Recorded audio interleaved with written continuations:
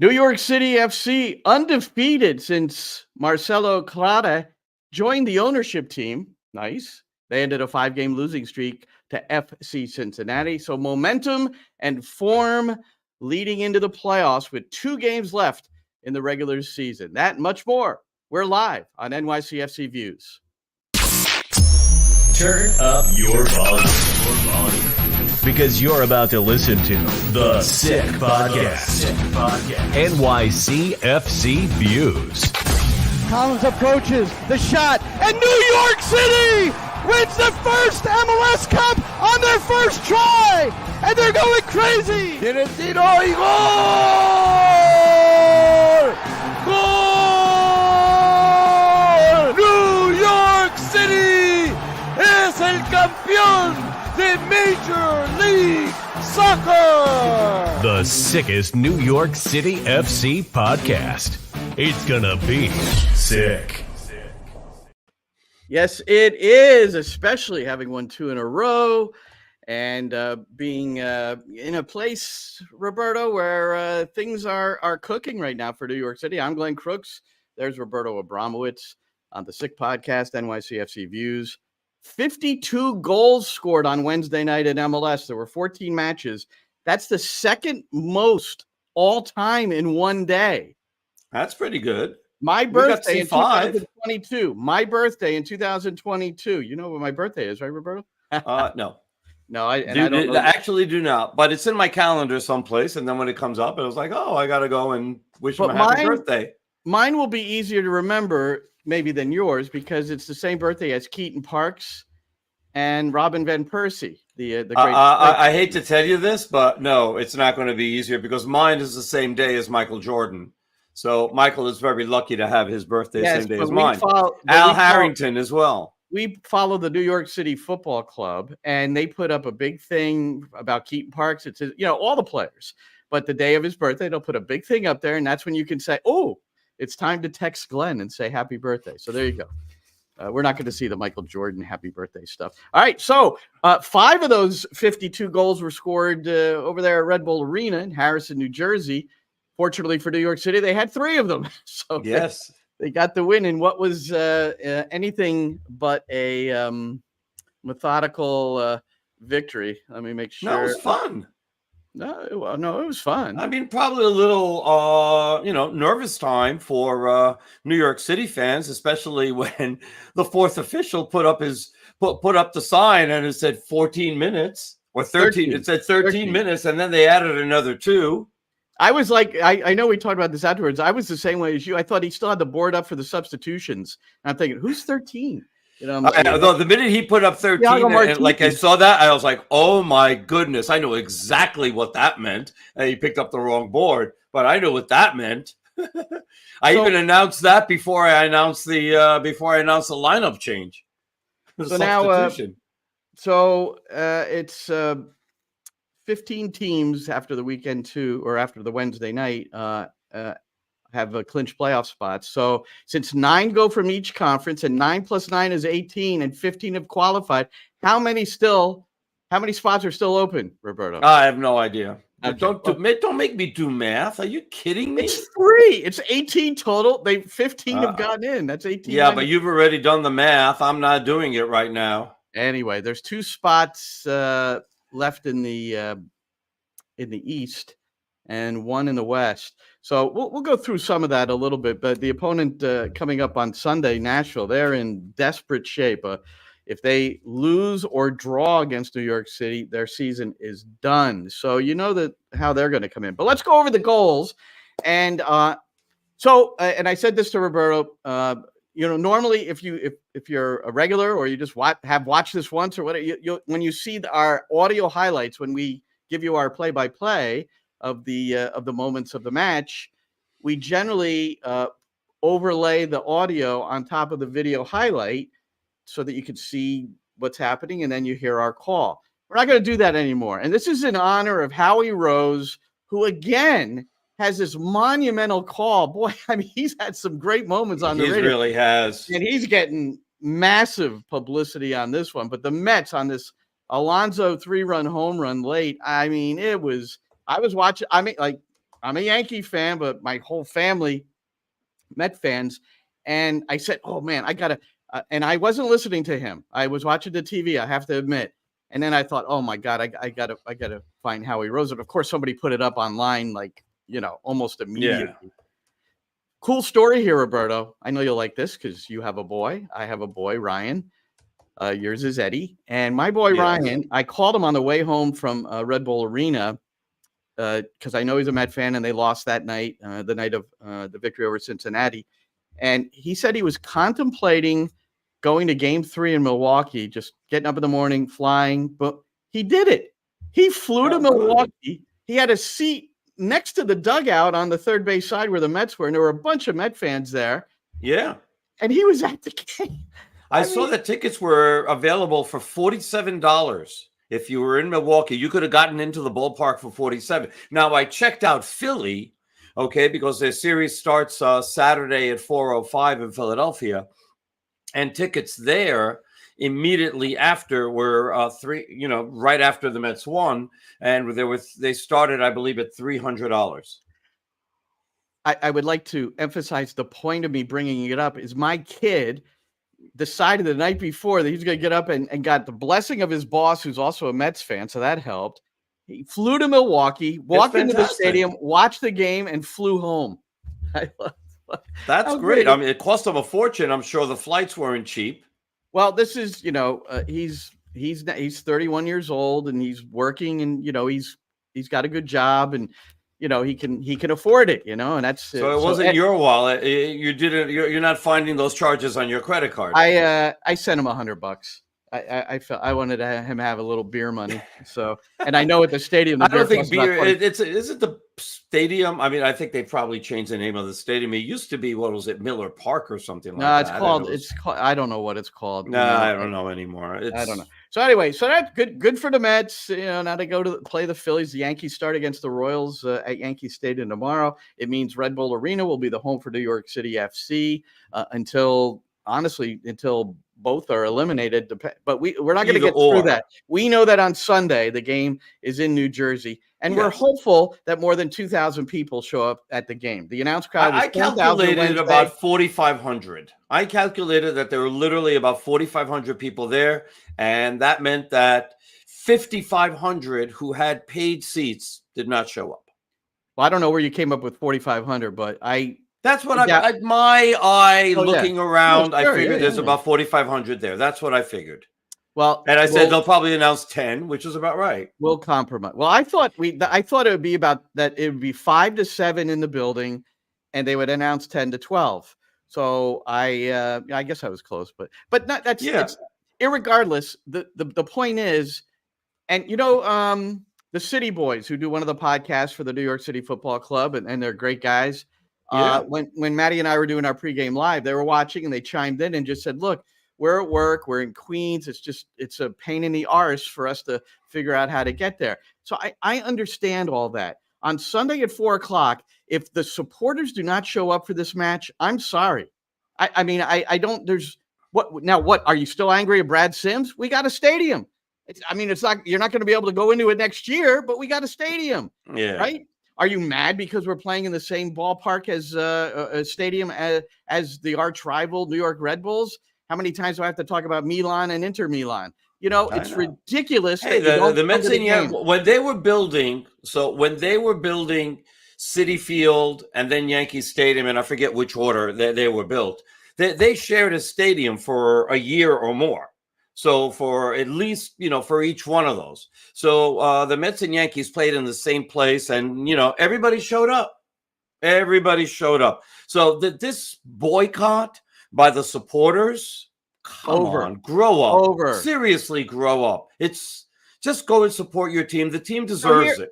But here's the catch on this. So don't show up and make it a little bit more difficult for your team. The more supporters that are there, obviously the better chance for the outcome that you want. And you want the outcome because you want to finish in 4th. And guess what? Then you have home field advantage. And if the Mets are gone or the Yankees are gone, it's going to be in your borough or your side of the river anyway. So they need the supporters to be there. So and I mean, the supporters are the diehards, right? I mean, you have season ticket holders, you have supporters. Supporters are supposed to be there in, under any duress, under any circumstance. Those are the guys that are supposed to be there 100% of the time. And to see them going through this boycott, and the reason that they made their point when they first did it, and I get that. Yeah, okay. right. I get that when they first did it, they made their point and they were heard. Brad Sims said, yeah, we've heard you. And then the next year, there was only 1 or 2 games at Red Bull Arena, only when they really could not play at either Citi Field or at Yankee Stadium. So, you got to do this. You got to show up. So for the umpteenth time, because the other complaint is parking, it takes too long to get out of the stadium. If you're passionate, are you a passionate supporter? Are you passionate about the game of soccer? And you're going to tell me about parking? So what's the name of the restaurant that we go to over in the Ironbound? What is this? Forno's. Forno's? Okay, yes. So here's what you do. We're going to give them a plug. Go to Forno's, which is on the it's across the bridge, right? That bridge, I don't know what that river is, but it's I don't know what, yeah. And it's in the Newark Ironbound. And go to Forno's. They will let you park in their parking lot.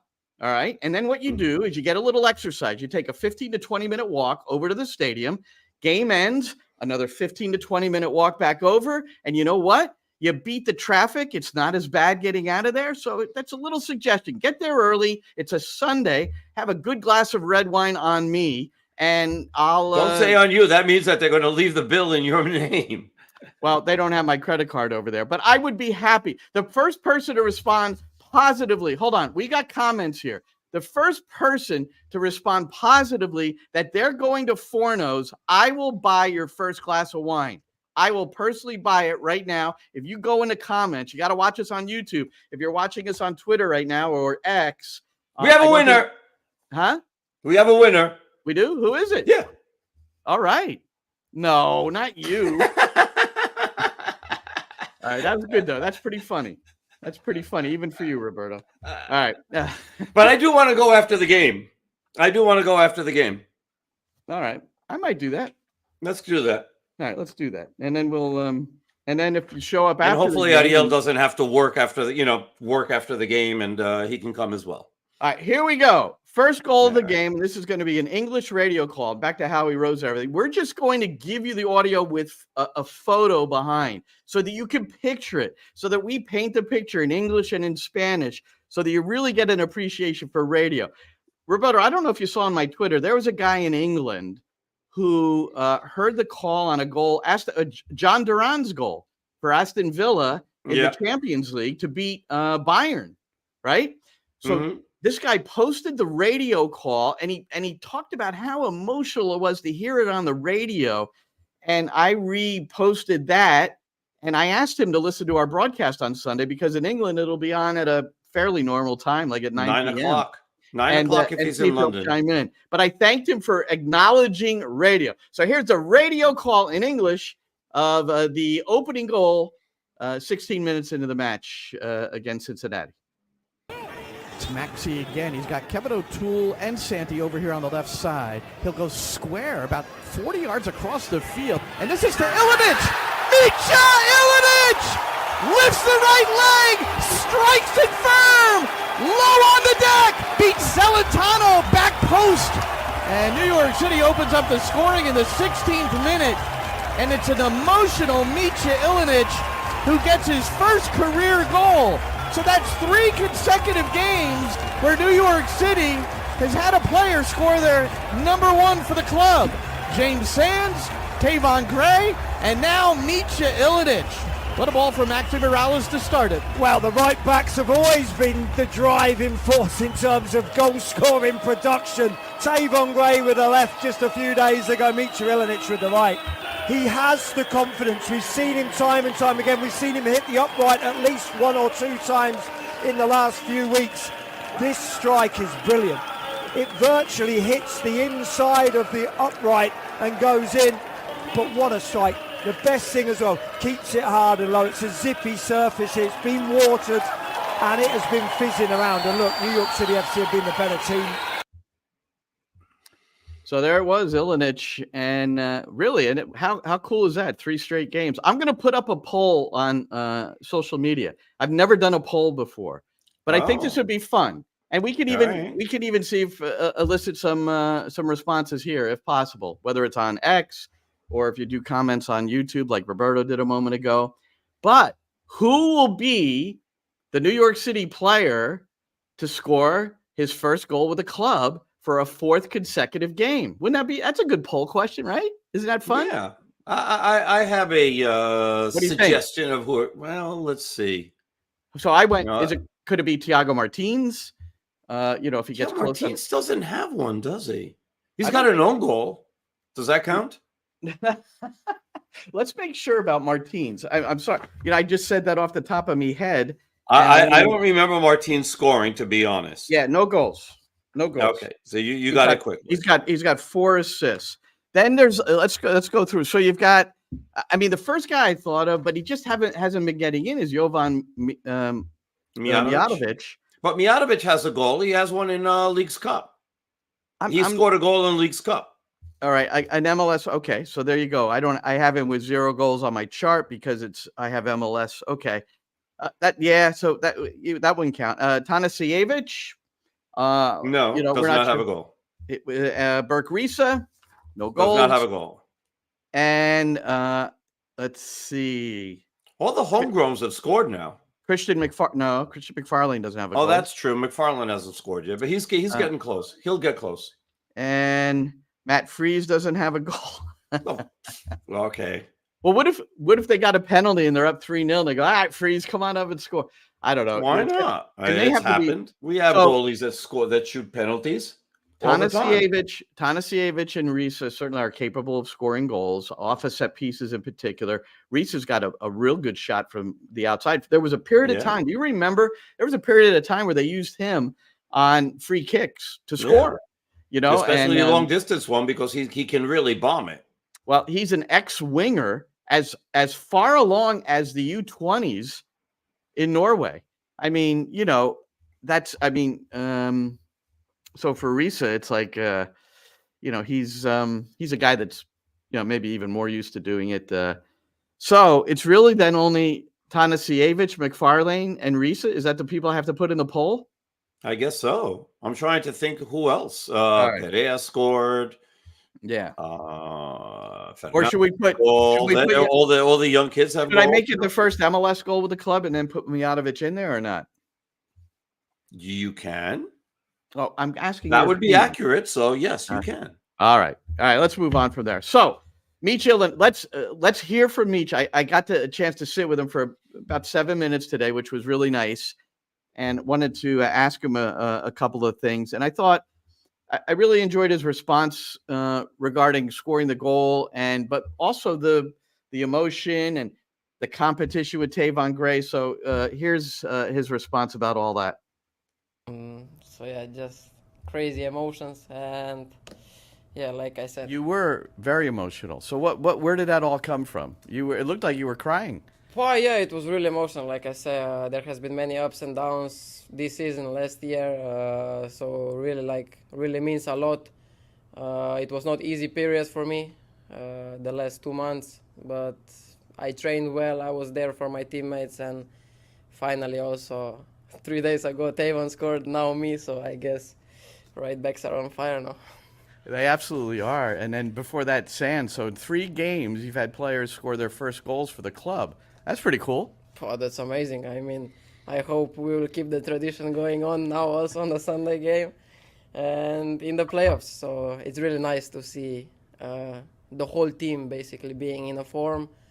Now it's really important time of the season, because we want to go in the playoffs, not only to compete, but obviously we want to fight for the trophy and bring the trophy back in the space where it deserves. I don't know if you remember a conversation we had. It was at a off-season event, and you said to me, because we were talking about your attacking skills and Tavon's defensive skills, and you said to me, well, if one of us could become the other, we'd have quite a player. Tavon's improved his attacking skills, and you've improved your defensive skills, but you hadn't started in a long time, and I know that's part of your frustration. So there's some competition there. But one thing I noticed, so talk about the competition, but also how happy you were for him after he scored. Yeah, like you said, look, for me, it's not even competition. I'm super happy about his progress in attacking third. Really, I think he has now like 7 assists or something. Yeah, super happy about this. I guess you could also see my celebration when he scored, because he really means a lot to me, because he's teaching me a lot about defending things, because that was my main goal, to improve. Maybe I was lacking a little bit in attacking third, but like you say, it was not luck on my side, you know. But I think this has turned now, and we are just great teammates. There is not competition. It's just, in my opinion, it's just about who is better at the moment, you know. And we are really like trying to duplicate each other's. We both have some things to improve. We are working hard on this. And yeah, I think this is really healthy for the team, because like I said before, when he plays, I'm happy for him. When I play, he is happy for me. So I think this is also the way it should be, and we need to keep this now going for the playoffs. Pretty mature for a 19-year-old, those comments. Exactly what I was about to say. Mature beyond his years. That was such a great answer. And it's, you know, we've mentioned this during our broadcast, you know, how happy he was, you know, when Tavon scored. He was smiling and hugging him and grabbing him. And I noticed that, and I made mention of it at the moment, and I'm sure you did as well. And it's great to see. It really shows how close this team is, you know, personally, and, you know, and a lot of credit has to go to the coaching staff for that. And, Yeah. And it's very good. But to hear him say what he just said now, okay, just also goes to show what a bright and mature human being. I'm not going to call him a kid anymore, although he's 19. He's just a year older than my son. But how bright and mature he is, for him to be able to understand what he has to do, understand his role on the team, and understand, you know, everybody's role on the team. And that's great. You don't always get that. As a matter of fact, I'd almost say it's rare. No, it's really good. It's what great teams are made of. If you can, and you have to be careful all the time, because cameras are everywhere. Mm-hmm. So you have to, you know, your body language also dictates how you are. And like you said, seeing the celebration, no, you were the first one that pointed it out to me, how happy he was for Tavon. And so that's, and it's depth at a position of import, because of the attacking necessities of that position. And then you've got Kevin O'Toole and Christian McFarlane, who's improved dramatically this year. Absolutely. They're competing on the left. So there's great depth there. Great depth there. All right. Second goal. And this was, I mean, this guy Martinez, I'll tell you. Here's Roberto on the Spanish side describing this one. Están jugando, ha sido mucho de eso esa temporada en New York City. Acosta va el balón para Cubo. Tiene que salir del área. Ahora por el costado va Saga, lado izquierdo. Atrás a Wobudo. Pase lateral para Orellano y se la quita Santi Rodríguez. Y aquí viene el contragolpe neoyorquino. 3 contra 2. Santi tiene a Martínez. Lo habilita. ¡Tira!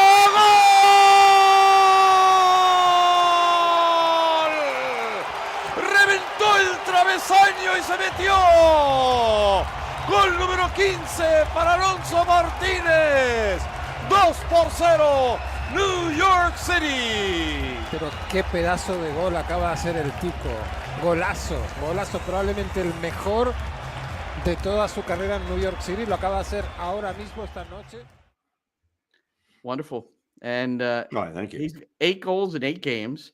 I think you meant Martinez, not me, but yeah, either way, I'll take the thank you. Goals scored per 90 minutes now, 1.02. But because Messi had a brace for Miami in their win over Columbus, Messi is still at the top at 1.07. Then it's Martinez. Then it's Suarez dropping to 0.9. How would you like to be that sandwich? You're the meat of that sandwich. That's all. That's freaking awesome. And he just handles it. You see him at the facility today. Roberto and I both at training, and not much happening. It's that time of year where you're not going through too much that's going to put a load on you in training ahead of a game on Sunday with just a couple of games left and the right. playoffs. No, but it's 3 games. It's 3 games in a week, more than what's left, I would think. Yeah, it's a third game in 8 days. So, all right, I've got our English call on this one too. So Alonso Martinez. Let's go. Here we go. Now the ball is crossed towards Orellano, and it's taken away by Santi Rodriguez. And here's a counter, very promising for New York City. And here's a shot at a goal for Alonso Martinez. Santi Rodriguez, he led the break. Martinez overlapped on his left. He hit the under part of the crossbar, beating Roman Celentano. And Alonso Martinez, he scores a goal every 90 minutes, which is second only to Lionel Messi. He'll still be second to Messi, who has 2 tonight. And there it is, Matty. Well, they are crying out for a foul, our FC Cincinnati. There is no way in the world that this should be given a foul. Santi Rodriguez robs Orellano. The nightmare continues for Orellano. But the unselfish play of Santi Rodriguez, who just attacks the goal centrally, and Alonso Martinez just comes outside him, and again the weight of pass is perfect from Santi Rodriguez into the path of Alonso Martinez, and the way he sweeps the ball home off the underside of the crossbar. That is a counter-attack of real quality, Glenn, of real panache, of real poise. We said they'd need a second. All right. So you didn't need the video for either of those 2 calls. We had everything. We had everything. Yeah. And that's why listening to the radio is a very good thing. So also Santi Rodriguez scored from the spot. He's now 4 for 4 from 12 yards away from goal with the penalty, and 10 goals on the season now for Santi, who's played like a DP this year, and he was back off the suspension and he looked great. Lucho Acosta and Corey Baird scored for Cincinnati to make it interesting, especially when 13 minutes were added at the end of the game. And in the 6th minute, Baird scores a goal. And God, New York got caught. They napped. New York City. Somebody should have run up. I don't know who was the closest at that point, but somebody should have run up to when they should have looked at it and just run up to the corner kick and don't let them take it. Just lay down on the ball. Like if it was a grenade and you're saving the rest of your mates, you throw yourself. You don't let them take the free. You don't let them take. They were so out of position. And I remember because when I was making the call and I was listening to it today, I was listening to all the goals, and I'm listening and I can just see. I say, oh, it's going to be a New York goal kick. Oh no, wait, they gave it as a corner kick for Cincinnati, and I could just see how they were returning it sort of slowly, and they didn't get it. And I could just hear the urgency in my voice saying, this is not good. This is just not good. And sure enough. Tavon Gray, as good as he's been, was not ready to play when he came off the bench in the 85th minute for Mitja Ilenic. And the reason that was a corner, and it shouldn't have been, is because Gray he was not ready to play. And that ball awkwardly went off his shin. It didn't take a tricky hop. He just wasn't, this happens sometimes. Maybe he didn't expect to get in, and then all of a sudden his number is called. It's just, it was unfortunate, but then it wasn't, because the game ended in New York City's favor and things happen. James Sands suspended because he got a yellow card earlier in the game. So Sands, who has run over 200 miles in the midfield this season for New York City, which is 14th in the league. So there's people ahead of him, but Sands has put in the mileage. Stat. He's going to get a little bit of a rest now. Keaton Parks is healthy enough to come back in. So it looks like it would be a Parks Pereira midfield, we would think. We do not have a lineup, and if we did, we wouldn't share it with you because that's not what we do. Exactly. But it would seem that would be the natural switch because Parks is healthy. He trained full today, and he'll be ready. He will not be on the injury report whenever that's released, so it won't be any surprise. Right. Absolutely. Yeah. So good stuff. I think the one thing I want to bring in with one more Nick Cushing item, and it's somebody you've talked about, we both have talked about a lot over the last few games, and that's Justin Haak. So Haak earned the start at left central defense, even though Tanasiewicz was back from suspension and healthy, and Burke Risa is 100% fit, and Haak still starts at the back. So this is Nick Cushing for the pregame show, which you'll hear in its entirety, 3:45 p.m. on Sunday. There you go. Close Justin Haak. So this has been interesting. Now he's come in at left central defense out of necessity.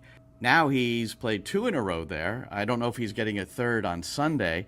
Is there a possible scenario where Justin Haak is your left central defense maybe the remainder of the way? I mean, if you're getting the results and you're getting the good play? Yeah, I think Justin has shown the ability to play in the back. I think as he's matured with age, he's become that sort of hybrid central midfield player, central defender, right? We've seen it before with James Sands, where they have the technical ability and the vision and the composure to play in the back the way we want to play the game, but they also have the physical ability and the understanding to defend the game. So he went in a moment when the team needed him. We've had that solution in our pocket for a long time, and Justin has been aware of it.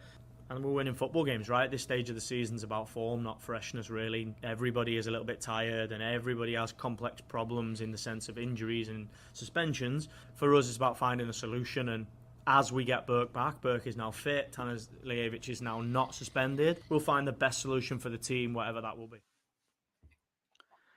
All right, so a lot of times when you talk to Nick, and sometimes we have off-the-record chats and things become a little bit more clear and direct, but sometimes you have to read between the lines, and the lines there would indicate that maybe Haak's going to be at the back again on Sunday. Although I thought maybe Risa, now that he's ready, it might be likely that he'd get back in. Does Haak move into the midfield knowing that Sands is not going to be there? But then Parks and Pereira, and Nick has talked about Pereira's minutes, coming off of injury, that he's put quite a load on. So, maybe it's Haak and Parks in the midfield and Risa does return. But I would say Haak's gonna be on the field somewhere on Sunday. That's what I think. He will be. Here's what I want to say about Justin Haak and about the way he's played. Okay, it hasn't been perfect, but it's been really good. And I think that he adds a dimension that, a passing dimension coming out of the back that has helped considerably. But I also think there's a level of aggressiveness, controlled aggressiveness in his play that I think suits New York City well. I think he partners well with Martins as well. They're apparently, Roberto, they're apparently pretty close off the field, which I didn't know. I mean, sometimes we see these relationships developing on the road, but I guess they're pretty tight. I think, and then, so here's the thing. I'm not saying that this is Haak's position to lose.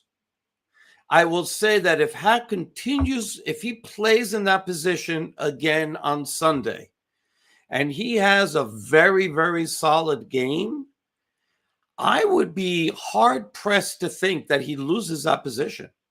I really do, because the team is really solid. Huh? If you're playing well and you're going into the playoffs and the guy's getting the job done, why would you change? Because there's a lot of teams, and every coach has a different philosophy. Okay, that might say Reese has been my guy all year. Now he's fit. Now it's ready. Playoffs are coming. I'm bringing him back in. Well, and by the way, Cushing has every damn right to do that. 100%. But I'm going to say that's not this coaching staff. But I will say this coaching staff really, really, really analyzes the opponent so thoroughly that if they think Burke Reese's delivery with his left peg to change the point can somehow work in their favor, that's just an example, then that's where he might get the start. I don't think it's like because he had the spot and he deserves to get it back. No chance. How did Kevin O'Toole get his spot back right away when he got healthy? Who was still playing? No. It took a while. Yeah, for sure. It took a while, and it's going to be interesting to see how this all plays out. And it's to the benefit. And to think, Glenn, that New York City was this close of trading Justin Haak midseason in the second window to get him playing time, because he was basically the forgotten man, or not really forgotten, but the odd man out with all the depth that New York City had. And he was basically out of here. And then injuries came and they needed him, and he performed well, and he performed.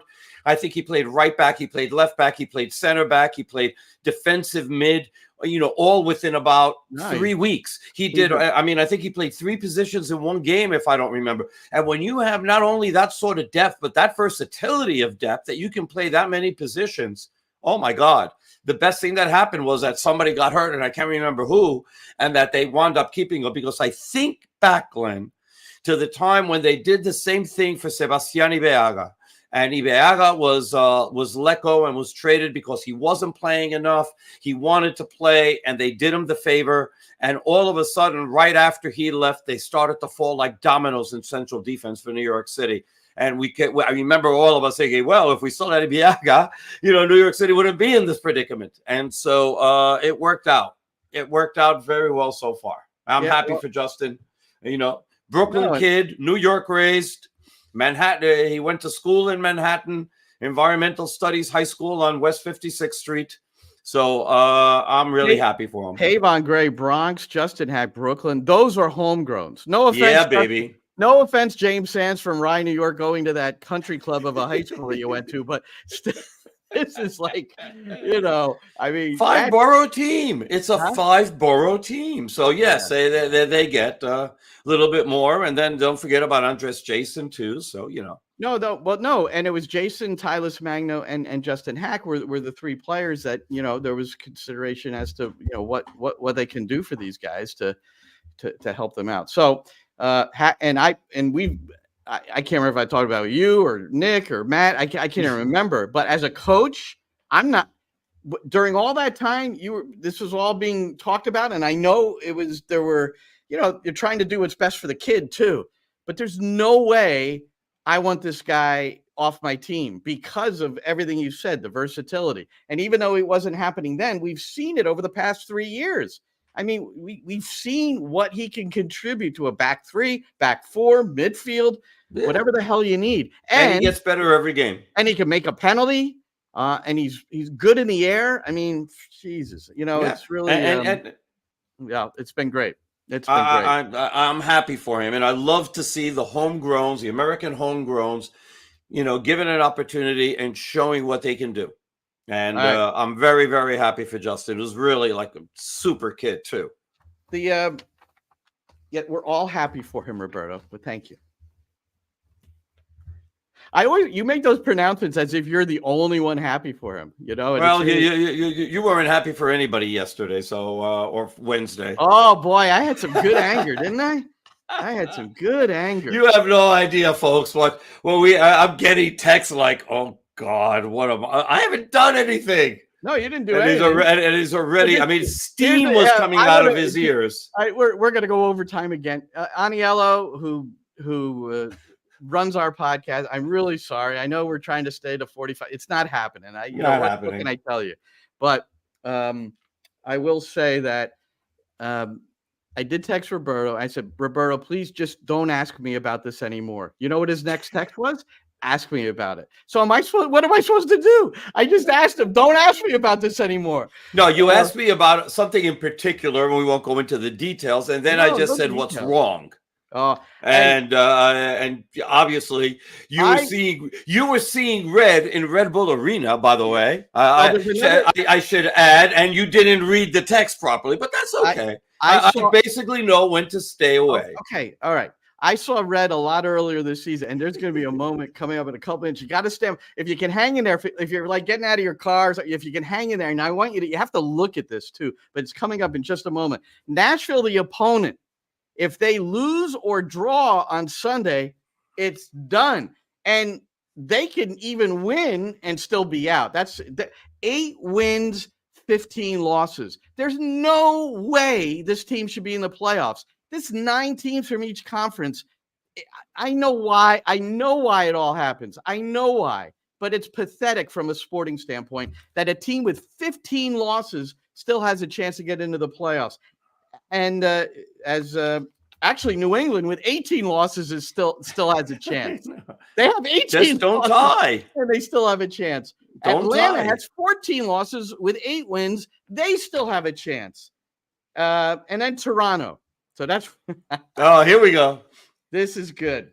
Your favorite team outside of New York City. So Toronto has 11 wins and 18 losses, and They will be eliminated if they lose to Inter Miami. They play Inter Miami.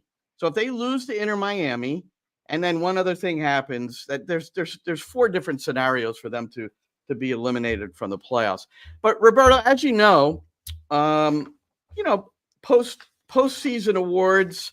I'm gonna make sure I get to the right spot. Postseason awards, they don't come out yet. We wait on the awards. But I have an award that I'm already presenting, and I'm going to give it to John Herdman. So and this award could have been given out on May the 14th, but I'm giving him my award. So Shane, if you could run this while I talk about it. So this is John Herdman, and I have bestowed on him the DH of the year. Now, if you need a translation for that, you can call me up, whatever you like to do. But he accused Nick Cushing of punt. See this? All right. There he is, DH of the year. And the D stands for what it does, and the H stands for head, if you need a definition. So if you see this. I don't think they needed a guide, Glenn. This is a fist, okay? So this is a fist. And look, I'm from Jersey. I'm 5'4". I tend not to get into fights. Although if you're below 5'5", it's an unwritten rule that you're allowed to bite. Now, Luis Suarez is 6'2", so he shouldn't be biting anybody. But anyway, this is a fist. So the accusation John Herdman made against Nick Cushing, the New York City coach, is that he punched in the face his 19-year-old, which is Jamal Marshall Ruddy at the time with Toronto FC. That was in May, 2 months after this supposed incident took place. And John Herdman never apologized, never backed down. The league did nothing about it. He was suspended for a game for bumping Nick Cushing after New York City went up there and won 3-2 because he thinks Nick Cushing is inciting things. Okay? Well, I don't care what he thinks. I'm not sure what Nick has said in any of these situations, but I know he didn't punch Jamal Marshall Ruddy, because if he did, he would no longer be coaching New York City FC. He would probably be having a difficult time getting back into coaching right now. And John Herdman, DH of the year, runaway choice, by acclamation. And, and I say all that, and I want to add finally, before we get to kicking it around, that I love Jason Hernandez, who has worked his way up the ranks as now the general manager for Toronto FC. Jason did anywhere from 8 to 10 games as my color analyst before COVID and before he left for Toronto for a job with them as a kind of a player relations guy, and then he's worked his way up the ladder. What a cool dude, smart, and all you need to hear is his analyst and commentary, and he knows what's going on. And I'm very fond of Sean Johnson, their goalkeeper, who in very, very much was a part of, and maybe without him, New York City never would have won MLS Cup in 2021. That aside, John Herdman, DH of the year. Let's go kicking it around, Roberto.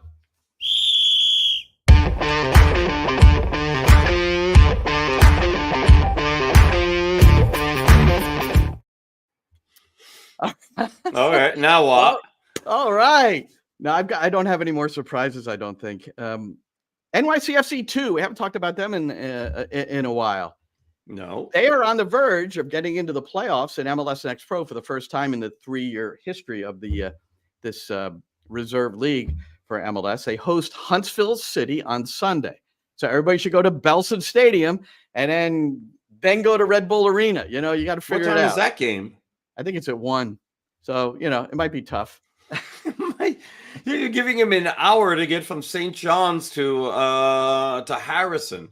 Well, a win or a draw, and good luck to Matt Pilkington and his side, and they will qualify for the playoffs for the first time. Now, a guy that plays regularly on that team, we've seen him on the bench for New York City, I think especially during Leagues Cup, and then during a period of injuries, Drew Baera.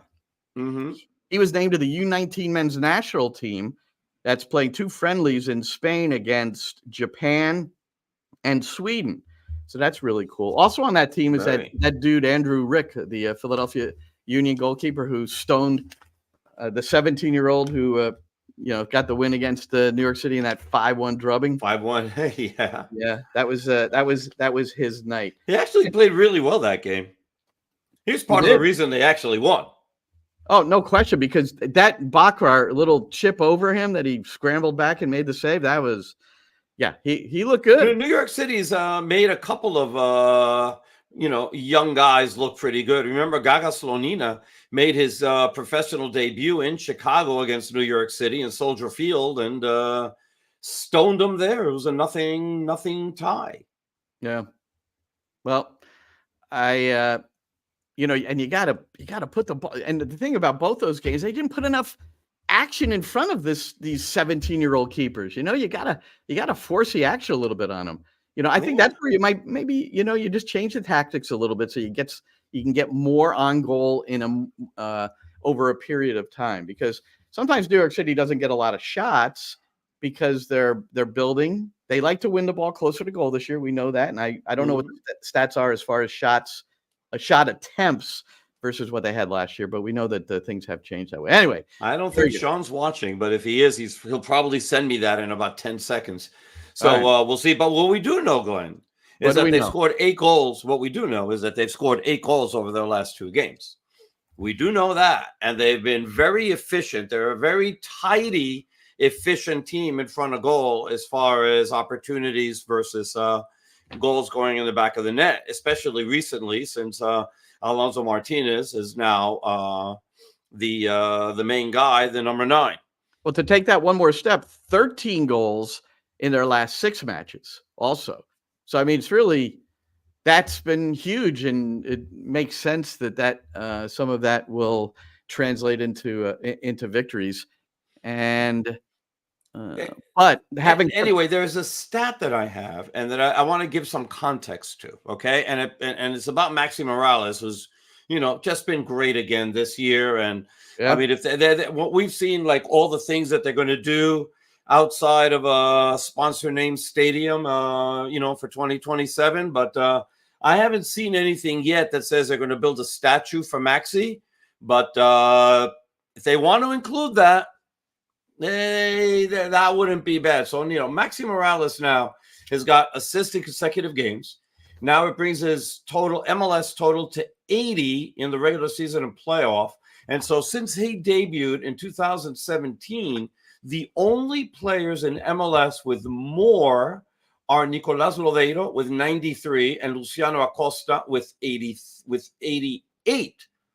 But if you want to take that a little bit deeper, here is what we got, okay? And how important Maxi has been because of the fact that when you take this from 2017 till now, those 7 years in context, there was a year Maxi wasn't here, right? Or he wasn't here for most of the season, and then he got injured, and then he missed most of this season because he got injured last season, and so there was a lot of time missed. Okay, so when you start averaging out minutes and you take those statistics, Acosta has an assist every 207 minutes.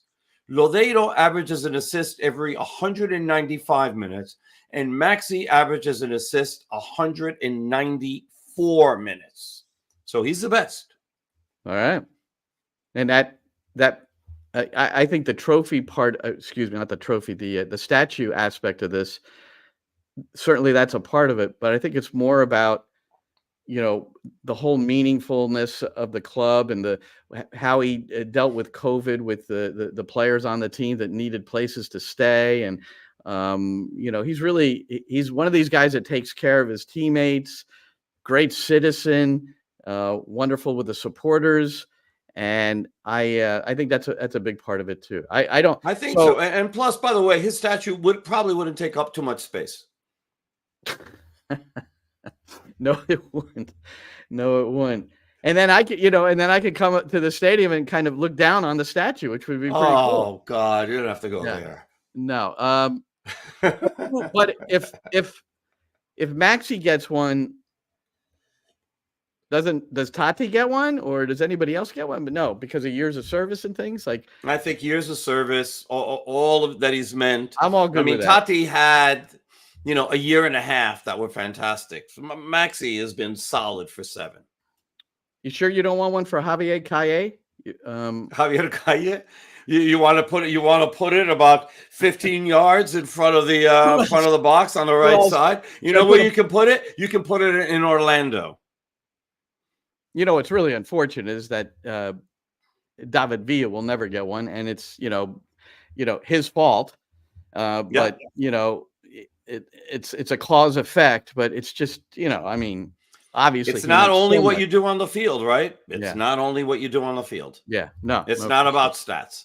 No, for sure. There's a lot that goes into it. All right, I'm all for it. Let's get on the bandwagon. Statue for Maxi, right out, right out there for the new stadium in 2027. Hey, one final thing I wanted to bring up is Gio Reyna, former New York City Property Academy, then went off to Dortmund, and his manager at Dortmund said he's missing enough time where he will be absent.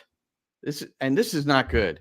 He'll be absent from the first 4 matches coached by Mauricio Pochettino for the U.S. men's national team. So Gio Reyna doesn't get a chance to show his stuff in front of the new guy. And my goodness, I know they said that he probably won't make a U.S. national team window until March. So it's really, really unfortunate. He just can't stay healthy. No. And, I don't know if it's him or, just bad luck or the way he's built. I mean, remember Josie Altidore, for as strong as he was injured. He had hamstring problems all the time, and they're just guys that sadly, can't keep themselves healthy. Until Holly Silvers Granelli, born in Kearney, New Jersey, she knows all the Kearney boys, physical therapist, was brought in by Toronto because she's a specialist in this area, ACL and hamstring, and she's on some sort of executive medical board for MLS. But they brought her in specifically to work with Josie.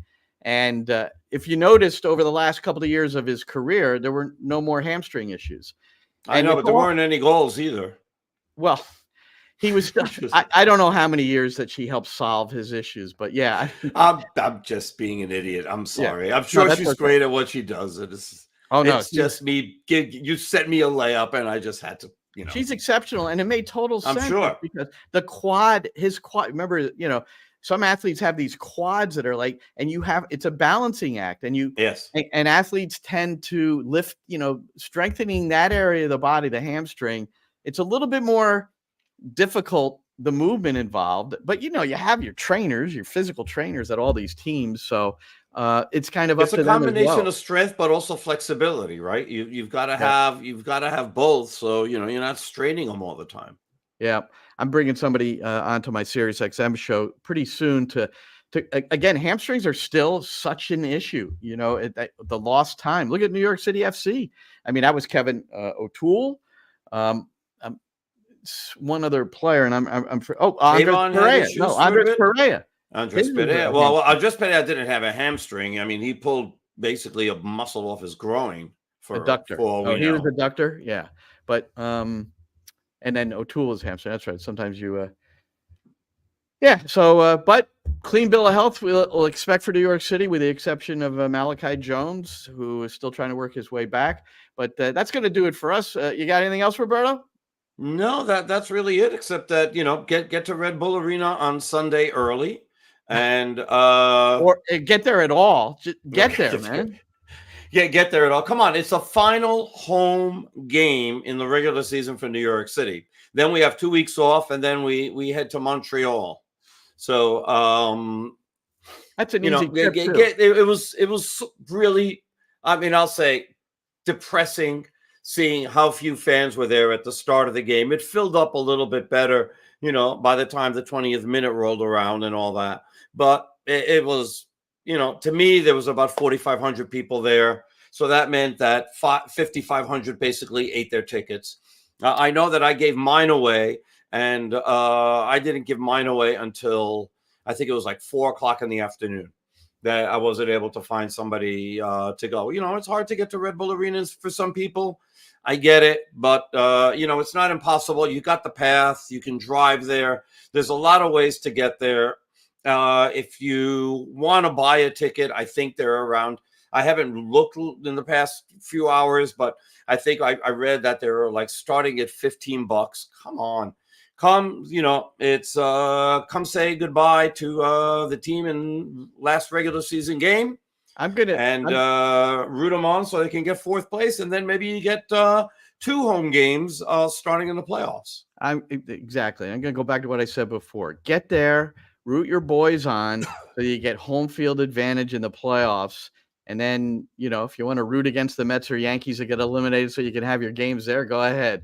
And that I'm going to give you the 4,500, although I think it was a lot less. I'm going to give you that, and then I'm going to explain to you that 22 collegiate programs drew more over the weekend than New York City FC did for a professional soccer match. I personally think it's atrocious, but I'll go back to what the City Boys said. Working till 5, pain in the arse getting over there. They're in Queens. You could be in a borough where it's if you're in Queens, it is a more difficult jaunt. I know that because it's easier for me to get to the Bronx than it is Queens from where I am in Jersey. So same here for me.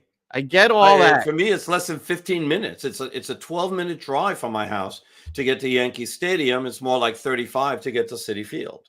By the way, one last thing. We haven't mentioned it, but I will mention this, okay? To the fans, and I don't know how many there were, that decided to insult Yamil Assad, okay, and question his manhood. All right? Farewell.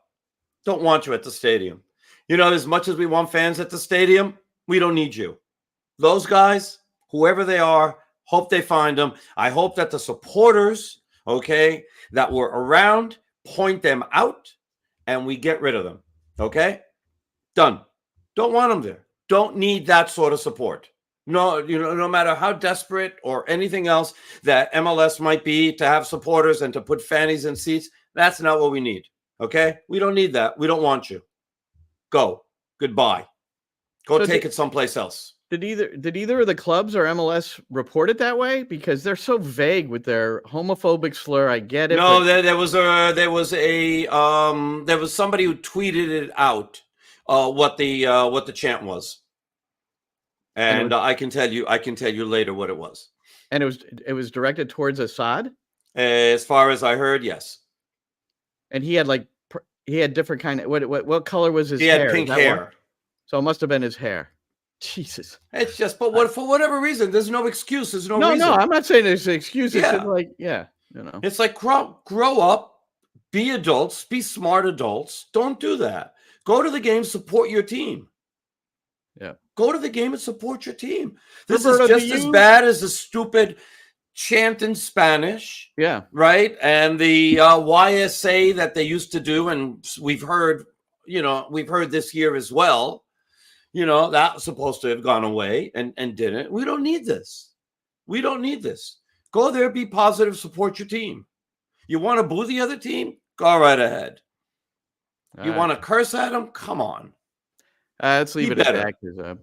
Let's leave it at that because for sure. And I've got a lot more to say on it too, but it's more from a standpoint, and maybe we'll bring it up next week because it's an international break. We won't have quite as much to review as far as what's happening ahead. But we do know Nashville on Sunday.